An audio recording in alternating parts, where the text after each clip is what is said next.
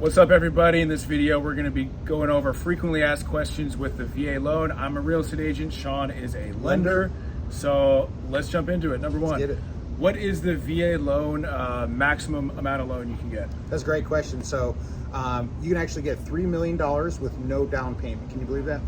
I did not think you could go that high. Yeah, Department of Veteran Affairs doesn't have a limit. Typically, it's like the lenders themselves, like your big banks, your lenders would say, hey, we'll lend to $1 million, $2 million, $3 million, but VA doesn't have a limit. So you can buy big. But it also varies depending on the city, right? Yeah, so we also have county loan limits, but that county loan limits only applies when you have a second use VA loan. So you're using that entitlement for a second time, meaning that you have a VA loan in another place and now you're buying a new. There's a VA entitlement worksheet that's used that counts for county loan limits. But if you're just buying for your first time, you don't have any other VA loans, it's 100%, and it can be as high as $3 million. Doesn't matter the location. Really? So even if like San Francisco, where a condo is like $1 million versus like buying somewhere Missouri, in Tennessee, Idaho, yeah. Okay, that's good to know. Okay, next question. Can you waive the VA appraisal? There's a lot of people are kind of have misconceptions about this. Yeah, this is a great topic. So I think I wanted to first premise that we're in Northern Virginia, so the DMV marketplace. So our knowledge level is going to specific be to the Virginia. Some contracts may be different, or localities may be different. And I think when you're waiving contingencies on a contract, you just need to make sure that the veteran, the buyer, knows what's going on. And I think when you're waiving a contingency like an appraisal, there's two things to consider. Typically, it's all about value, but sometimes it can be about condition, meaning that if you waive the appraisal, the value may come in, but the condition may be a problem. And so if you're waiving that, how do you fix that? How do you transition? So if, Jeff's an excellent agent, he's going to write into the contract, we're going to waive our appraisal on the VA loan, but then we're going to write in there that it must be in like meet health and safety guidelines and be in the proper condition. It's not like falling apart, because the VA requires an appraisal. But it doesn't mean that you can't waive the appraisal going into it, meaning that you're not making it contingent upon something happening on the value or the condition of the home. You're waiving that. And you can do that with the VA.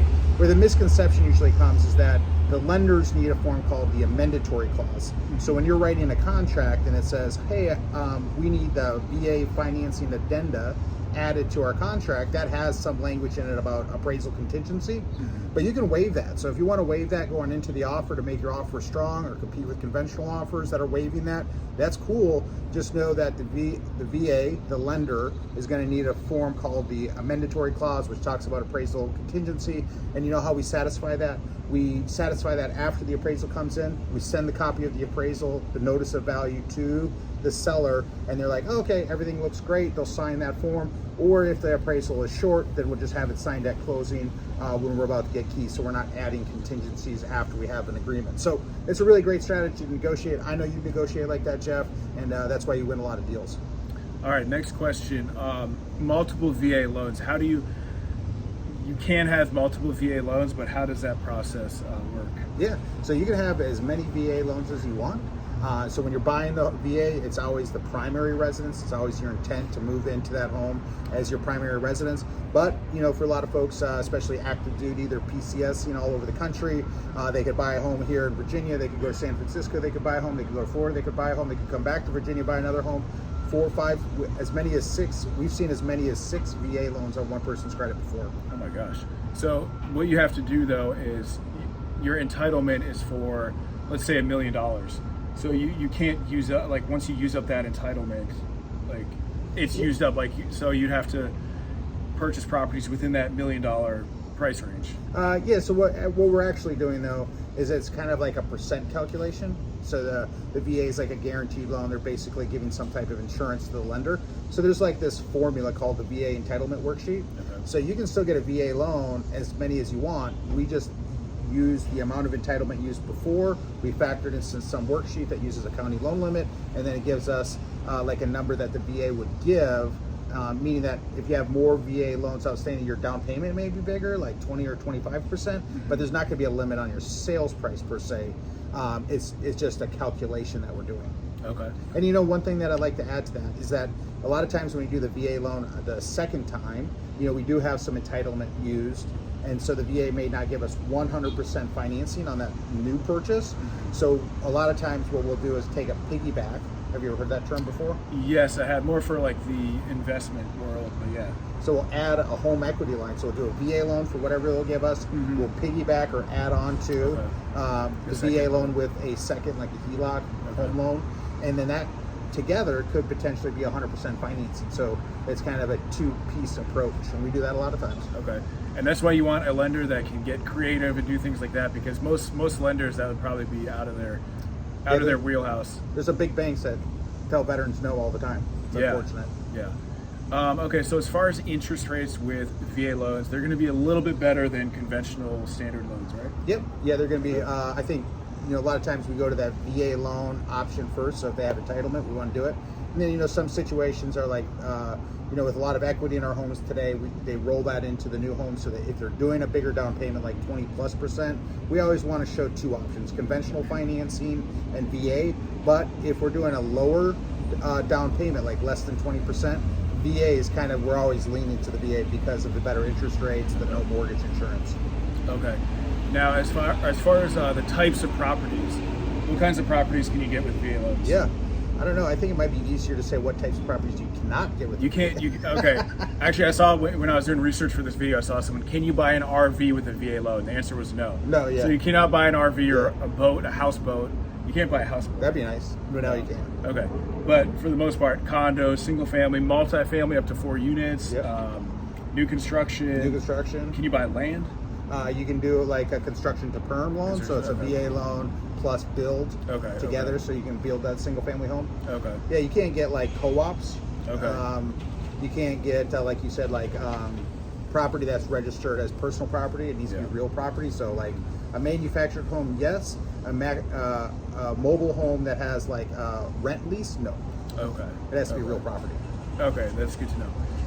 As far as the types of lenders that are able to do VA loans, is there like one particular lender you have to go to, or does everyone do VA loans? Or Yeah, I mean, you have to be, like, as a lender, as an organization, you have to have the ability to provide the VA, so you have to fill out some forms on the back end. But most companies have the VA benefit, but really it's about experience, like a loan officer. I mean, sometimes we go to companies, but the company's not doing the loan for you, it's the individual. So when you're working with a professional that can help guide you through these like pros and cons and this option, I think that really makes the difference. So you should look for somebody with experience, or at least they know what they're talking about. Yeah, and one thing to add to that, a lot of times with offers, it's like the listing agent is going to call the lender to like verify the buyer's documents and stuff like that. So if you're working with a big bank or sometimes credit unions, after 5 p.m. they're not answering their phone, they're not going to be responsive. So you want someone like Sean who, when we make offers, Sean will call the listing agent and say, hey, Bob is very well qualified. We can get this done in 28 days. What other questions do you have? How can I be of assistance? Like, text me anytime. And that's what I try to be as an agent as well. I try to be very responsive and flexible. And as a, when you're buying a house, you want every like factor going in your favor. So I think Jeff, I sorry to interrupt you. I feel like that's just such an unrepresented portion of what we do as professionals. Yeah. Like, I mean, I think a lot of people boil it down to like, oh, Jeff just submits some paperwork. But there's really a relationship element. Like, you're in the community, you interact with other agents all the time, you do happy hours, and it's not just like out there having fun. You're really building business relationships. So when you submit an offer, they're like, oh, this is Jeff's offer. Like, this is going to be a solid offer. And most importantly, I think what I really admire in what you do as far as like presenting those offers, you're always asking the seller like, hey, what's going on with the property? What's important to you? Yeah. If we have a VA, hey, how do you feel about VA loans? Do you have any precursors, any judgment against it? And it gives us an opportunity to really open that door and say, hey, let me educate you more about how this loan works, how our buyer is super well qualified. And I think that story really goes a long ways. Yeah, I mean, anytime we're making offers, I always try to get as much background information on the property, because it makes you as a buyer, just gives you the more information you have, like, oh yeah, they bought it last year, they renovated it, now they're moving out of town, or whatever it is. You want to know the background story and the comps and just any other relevant information. Just makes your offer a lot better, and have a local lender that is responsive. Next up, we have the closing costs associated with a VA loan. What are the closing costs? How much roughly? Yeah, I think when I talk to a lot of veterans and agents in the marketplace, there's a perceived notion that all of the closing costs can be financed into the loan. yes and no. As a buyer, with a veteran loan can buy with a 0% down payment, and you can finance what they call the VA funding fee. But you still need to cover like closing expenses, like attorneys, inspections, title work. The only way that we can finance the closing cost element is basically to have the conversation with the seller. Hey, seller, can you pay my closing expenses? Those are known as seller credits or seller subsidy. And with the down payment, zero down, and closing costs being covered by the seller, the cash to close, your bottom line is zero. Otherwise, you can borrow, no money down, but you would be responsible for those closing expenses. And this video goes out to a lot of people, so it kind of depends on your marketplace. Northern Virginia, that could be like anywhere between 12 and 15,000 in closing costs. Yeah, and so like if you're making an offer on a property that has 5 offers, you're probably not going to win it if you're asking the seller for a closing cost credit. We just did a VA loan where my buyer got a pretty significant amount and basically covered a lot of their closing costs because this property had been in the market for like 60 days. And I think we made like a full price offer, but then we said, hey, give us like 10, 15,000 in closing cost credit, which covered the majority of their closing costs. Another thing that's kind of cool too. So, like this is the expectation, no down payment, you got to cover your closing costs. If you can't get seller credits and you still don't have the money for the closing costs, one of the things that we can add to it is like Virginia Housing has like what they call like a program to help with closing cost assist. They call it like a grant, so they can give us money. You can also ask the lender, say, hey lender, I can afford the monthly payment, but I just don't really have the cash today. Well, we can do like a premium. So we charge a little bit higher interest rate, but the lender gives a credit, and that credit can subtract against those closing costs too. And we can do a combination of all 3 of those things together. Whatever your goals are, we're here to help you. Basically, we have a lot of different, we can get creative. We have a lot of different options. And real quick, 10 seconds before we get to the next point, if you're looking to buy or sell in the DC area, reach out to us. Below, our contact information is below. We'd love to work with you. Or nationwide, we can also put you in touch with some great agents, and Sean can also do loans nationwide as well. Next up, the refinance process with a VA loan. So how does that work? If rates drop and you all of a sudden, you see you can save 1, 2, 3% on your loan, how would that work? Yeah, it's basic. So the VA is really a positive in this regard. We call it the VA EARL, which just stands for Interest Rate Rapid Reduction Loan, EARL. And it's a really simple process. So if you have the VA loan when you purchase, we always want to do an analysis to make sure that if there are expenses there, how fast can you save money to catch those expenses? We call that a break even. So on the VA EARL, it's just a simple rate reduction. No appraisal. A lot of times we don't need paperwork from you, just more of kind of processing. And all we do is replace the current loan with a new loan at the lower interest rates that are in the market today. And one of the things I love the most is maybe that home that you purchased was a primary residence but is no longer a primary residence. The VA EARL, even though it's not a home that you live in today, can still qualify like it's a primary residence with the lowest interest rates available. So I think that's a win-win. Yeah, and usually when you do a refinance, it can be very like stressful, tons of documents, that type of thing. It's not stressful working with me. Well, yeah. and the VA has the streamlined process, so much easier. It's much easier if you're looking to refinance the VA loan. And also, if you're just curious, like just reach out to Sean, and he can tell you, what the numbers would be with a refinance. Yeah. Next up, so who is eligible for a VA loan? I'm a non-veteran. I have family members that are veterans, but how do you become eligible for a VA loan? Yeah. So I was going to just tie this in there, kind of like a zinger. If you can assume a VA loan, you can be a civilian or a veteran. So that's always a possibility we could see in the market. So I could assume a VA loan. Yeah. And I'm not a veteran. So. Yep. So there's some really great rates out there, like 2.5% to 3%. That's amazing. There's some pros and cons to that. That's another video. But to answer your question, we just need to pull basically on the lending side, what they call the certificate of eligibility. That just kind of tells us how much entitlement's there, if you have any VA disability income. And for our reservists or Coast Guards, this is a better conversation to get those guys started, gals, started earlier in the process, because we do need like a series of what they call DD-214s to compile, give to the VA to get that COE. All the other COEs are really simple. So Army, Navy, Space Force, we can just pull those right off of the internet. And that's pretty easy. That's a lot of acronyms there. Yeah, but the audience knows what we're talking about. Yeah. So basically before you start seriously looking at properties, reach out to us, and Sean will get you an approval letter, and that will kind of guide you as far as like, here's, he'd ask for he'd get the eligibility. He would say you're approved for X amount, and then we would start looking at properties. Next up, the VA loan home requirements. So VA doesn't want somebody purchasing a property that's in complete disrepair. Yeah. But you can still buy foreclosures, you can still buy fixer-uppers. It just can't have like a missing roof or things, mold everywhere. But you can still, there's those estate sales that can be good deals where it needs a little bit of work. Four unit properties that might need some updating but are still livable. I guess the idea is that it has to be a livable property. Yeah. Just so there's no bias on that on this. Any lender is going to require a home to be safe and habitable for the buyer. So like if there is mold or missing roofs or meth labs, they basically just want to make sure that there's like all the health and safety are kind of addressed in some form or fashion. So if there is a situation where the home has deteriorated, then we can do like a VA renovation loan. Okay. So we basically can buy as is, and then with money set aside to make that home habitable again.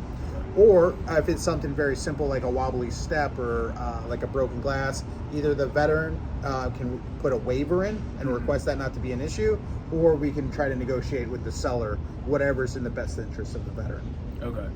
Yeah. As far as time frames to close a VA loan, so there's a lot of misconceptions. People think it can take a long time to close a VA loan. Yep. However, you've closed loans pretty quickly, VA loans pretty quickly. I think the fastest VA loan I closed was I think it was 13 days. That is incredible. So the catch is that the VA appraisal, technically, they have about 14 business days to complete it. We live in a marketplace like Northern Virginia, like appraisers can move pretty quickly. We usually get those reports a lot of times. And I think, life's a lot easier when you can just communicate the goals to the other teammates. So like if we know that we have a short closing so that we can win the deal, we're going to relay that message to the Department of Veteran Affairs and the appraisal team to say, hey, it would be great if you can help us meet it. We know that you have that time frame to turn it in. We're not trying to put pressure on you. We just want to communicate that we have a quicker closing, and we'll do our best to turn it around. But yeah, we can do it 10, 14 days. Yeah, and that's something to know in addition to that is like sometimes credit unions and these bigger banks, they might take like minimum 30, but more like 45 days sometimes to close loans. And as a buyer, that'll put you at a big disadvantage because there's two offers. One's conventional, closing in like 2 or 3 weeks, and then one's VA, but it's a higher price, but it's closing like 45 days.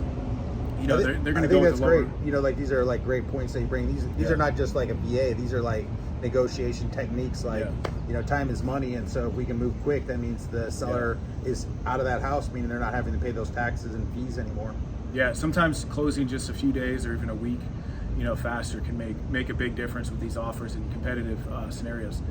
Let's talk a little bit about homestead exemption with VA. Yeah, this is great. I love this topic. Do you know what homestead exemption is? That's if you live in the area, you get a tax benefit. Yep, so the tax benefit is that if you're 100% disabled then as a veteran, a lot of counties have homestead exemption. They vary based on the county, but in Northern Virginia, DC Metro, 100% disability means no property tax. So a lot of times the lender will work with the veteran to get that paperwork filed quickly so we can remove that property tax expense from your qualification. I've had many situations where a lender turns down a veteran. We find out they're 100% disabled. We help them file paperwork to remove that property tax expense, and now the veteran is qualified to purchase that home. We've helped save many clients tens of thousands of dollars by closing on time with that technique. So homestead exemption is really important. And what's sad is that there are veterans that don't know that. They think it's a lengthy process. It's a one-page document, file it to the county next year, no property tax. In our area, I mean, some people could be paying anywhere between $6,000 to $12,000 a year in property taxes. And check this out, a little like tidbit to this. So homestead exemption applies to property tax. It also applies to exemption for one personal property vehicle, so no taxes on the personal property vehicle, and their dependents get in-state tuition for free. Wow. How about that? That's good information. Thank you for your service. Yeah, and most VA, a lot of VA, like I think you know more about VA loans than probably just about anyone I've talked to. Next up, as far as PMI, so if you're with a traditional loan, if you're putting less than 20% down, you have to do what's called PMI, private mortgage insurance. Because if you're putting less down, it means the loan could be riskier for the lender, so then they charge you this insurance. VA loans, you don't have to do that. I actually have an FHA loan where I pay PMI like $350 per month, so it can definitely add up. VA loans, you don't need, there's no PMI required. Yeah, so some veterans will say, well, there's no monthly, but there is this upfront fee. So yes, the Veteran Affairs has like an upfront fee. They call it the upfront mortgage insurance premium, but it's one time. It's a VA paid funding upfront. fee. Yep, well, funding fee. Okay. And that percent, it can vary. If you're 10% disabled, it can be waived, so that's excellent. But no mortgage insurance, I mean, anytime you can get rid of a monthly expense, let's do it. Yeah, absolutely.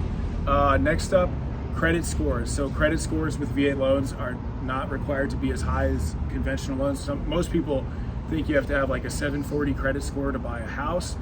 VA loans, and even some conventional FHA, you don't need that high of a score. Department of Veteran Affairs, per their guidebook, says no minimum credit score required to use the VA benefit. So then you have the lenders, like bankers, lenders, credit unions, that'll say, hey, we at our institution have some line in the sand that we can help. So I've helped clients with 520 credit scores purchase homes.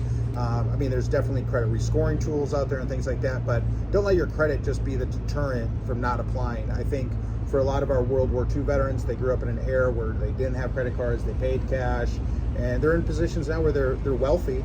Their credit score may not reflect their wealth, but they come to me and they're kind of like a little embarrassed. So like, I have like a 600 credit score. I'm like, no worries, we got you. Yeah, we can buy with the VA. Yeah. So it's obviously it's always good to have your credit score as high as possible, but with VA loans, it's not a requirement. Yeah. Can you use a VA loan to pay off credit cards at closing? So I love this topic because a lot of people just don't know. And like when Jeff and I are working and helping veterans, one of the tactics that we really want to uncover is like what's really important to our buyers. And sometimes, cash flow is always important to us. And when we go into the negotiations, if we feel like we can negotiate seller credits, like Jeff said, some areas are going to be more inclined to do that and some are not. And when we ask for seller credits, we typically look for longer days on market. That would be a good indication there's room to negotiate. So if we can ask for 4% from the seller to pay for our closing costs, not only can it pay for our closing costs, but we've used that money to pay down student loans. We've used that money to pay off car loans. So we can use seller credits to pay off any other debt shown on the credit report. And there's some other unique features that we can do with it too. No other loan allows for that. So conventional VA, or conventional doesn't, FHA doesn't, VA does. And sometimes we have to educate our underwriters too. I have to call them and say, hey, no, you need to read the guidelines and we can certainly do this. And that really just helps with cash flow because, some people are challenged with student loan payments or they're gonna have a car loan paid off in 5 or 10 months and they're just like, oh, I wanna buy, but hey, we can go ahead and get rid of that but and go ahead and buy now. Yeah, I've definitely had buyers where, paying off that car payment or credit card can make the difference between actually purchasing the house and not being able to afford the house, even if it's like $100 per month that you're paying. It makes me feel better to get rid of a $600 car note. Yeah, absolutely. Let's talk about Tidewater and ROV. And Tidewater is basically if the VA appraisal comes in a little bit lower, and then it might not appraise, so then you have to go back to the seller and say, hey, either drop your price, or you could theoretically cancel the contract, or you can meet somewhere in the middle and just come out of pocket a little bit. Mm-hmm. Yeah. So the way that I think of this is Tidewater is like an act from Congress that just says, hey, if we're going to give the veteran a short appraisal, less than the purchase price, we want to notify them in advance that it's going to come in short so that the agents, buyer or seller agent, can provide information about maybe they don't have the comps or maybe they overlooked some information or something was updated. So it gives the chance for a conversation about why the sales price may be different from the appraisal. So sometimes the appraisal does come in short. And when it does come in short, we, the lender, can request what they call a reconsideration of value. So ROV is what we call it. And this is by far a streamlined process compared to all other programs. I would say most loan officers don't know. When I took over working in our office, I had to bring a lot of people up to the level of education. And the ROV allows for the veteran to write a letter to the Department of Veteran Affairs. The Department of Affairs has a rule that they can change that report by a 10% variance. So if you had a $900,000 appraisal, they can basically go to $990. That's pretty amazing. And the veteran can write why that home value is different, what might have been overlooked, why their justification is, and then they can raise that value by just simply writing a letter, and the Department of Veteran Affairs says, yep, you're right. We'll give you more value. I had a unique situation where a lady was purchasing a home in kind of our Clifton area. Are you familiar with Clifton? Absolutely. So Clifton has like these big acreage. They have typically like farmland, like outbuildings, we call them. And she had a like horse stable. It was like air conditioning, running water, a lot of horses concrete, in Clifton. Yeah. Had chandeliers in it. These are like the best horses ever. Like they were happy. The thoroughbreds. But they said that this stable with like all of the features was only worth $10,000. And we're like, no way, you couldn't even buy like the materials for $10,000, much less construct it. So that was a really good point, and it really brought up that value, and it made the deal work. And that's, at the end of the day, that's really what everybody wants. They want the seller wants to just close at the agreement, the buyer wants to close at the agreement, and then the lender requires the appraisal for value, the VA requires that, but we can have an honest conversation about it, and a lot of times it works out for us. Yeah, and just another quick story. I had a Tidewater deal recently where the appraisal came in like $10,000 lower than the actual sales price. And so we went back to the seller and we requested them to drop it by $10,000, and then they came back and they said, no, we'll drop it by $5,000, which meant my buyer would have to come out of pocket $5,000 basically to make up that difference. And because of this property, he really loved the property, and we thought we were still getting a pretty good deal with this, and it was a competitive market with other, 8 offers on other properties, so we were okay just kind of coming out of pocket for that $5,000. They kind of moved some of the loan amount around, but that's another way you can do it as well.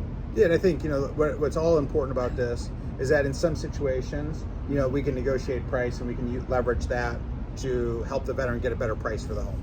And in some situations, the buyer may say, no, like that appraisal is incorrect and we just want the deal to work, otherwise it may go bust. And so like there's these steps that we can go in the process to help our veteran achieve the goals that they're after. So if that goal is to push price and get a better deal from the home, negotiate with the seller, that's super great. And if the veteran feels like, no, that report's incorrect, we can still take an action step to try to overturn that. So a lot of different options. This is why I like the VA loan a lot. Like the conventional loan is very rigid, like it's like ABC, like one path. With the veteran loan, we can kind of bounce around and get things done. Yeah, different options. Next up, waiving repair items. So with the VA appraisal, the property has to meet a certain condition level. However, in some cases, you can actually say, no, I'm okay with this repair. Maybe it's like installing VA is very big on handrails in different parts of the house. We've had a couple times with that.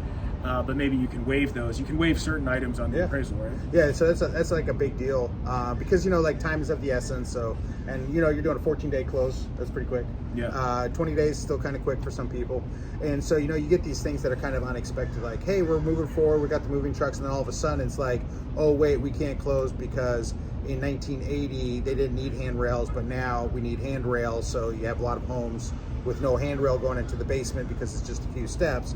And now it becomes this whole thing where we got to negotiate, we got to get a client to go out there and repair it, and all. It's just time and money. And so, something very simple like that, the veteran can just write a letter and say, hey, I'm able, I don't need the handrail, I'll add it in later. If the veteran writes that letter, they can waive it. Things that I've been able to waive, moldy trim seals, definitely the handrail comes up often. During COVID, we had a situation where the whole deck, this huge deck, it must have been 1,000 square feet. It was a huge deck, unpermitted. And so the appraiser wrote unpermitted deck in the back. And so, the lender, the underwriter said, hey, if you have this deck, it's not built to code, we're not going to close the loan for you because it's a condition on the appraisal. So we wrote a letter and we said, hey, this deck's only so tall off the ground, we know that it would decrease our value. The Department of Veteran Affairs said, hey, if the veteran is aware of the consequences and they still want to buy the home, they can purchase the home, and they let us go. So we can work our way through. Things that need to be fixed would be like broken glass, hanging wires, tripping hazards. You ever seen those roots that go through the concrete and kind of buckles? We just had to shave that down. So if it's health or safety, you're going to trip. That's going to be standard for pretty much every lender, every appraiser. We just want it to be as health and safety as possible. Okay, let's talk about Purple Heart. Oh, great. So we talked earlier about the exemption. So if you have a 10% exemption status, then you don't have to pay the VA funding fee. So that saves money. And even if you haven't, if you filed your paperwork but haven't received your disability award or your rating yet, you can get that money returned to you. That's another video. But one of the things that they changed, I think 2 years ago, that if you're a Purple Heart recipient, you can also have your VA funding fee waived as well. Okay. So that's pretty great. That's great, yeah. So how many days do you need to occupy the house? So most loans, when you're conventional FHA, after you purchase the property, you have to move in within 60 days. So you can do some repairs or things like that, or just take time to move in. How many days is it for VA? Yeah, this is a super great question. So typically when we buy a house, for underwriting in general, like we want to move into the home within 60 days. So to be owner occupied, we need the buyer to move into the residence within a 60-day window. So that's why you hear like rent back 60 days, move in 60 days. But sometimes our veterans have unique situations. They're overseas in undisclosed locations. They're finishing out orders or duty. And so if there's somewhere else and we can have a letter just saying, hey, this is why I can't move in within 60 days, and there's a plan in place that the home would be maintained, checked in on, then you can have a veteran purchase a home and then move in 6 months or longer, as long as we have confirmation that somebody's going to check in on the house, like the real estate agent, a property manager. So like if a pipe breaks, they can just shut the water off or something, make sure the house doesn't like catch fire or something like that. So there's no requirement. Yeah. A lot of people don't know that. They try to get people to fit into a box, and sometimes life doesn't want to put us in a box. Absolutely. Yeah. All right, so thanks for watching this. If you have any other VA questions, or you're looking to buy or sell in the DC area, reach out to us. We can also help you nationwide. Just contact us below, and we'll see you in the next video. Jeff, you rock. I appreciate your time. You too, man.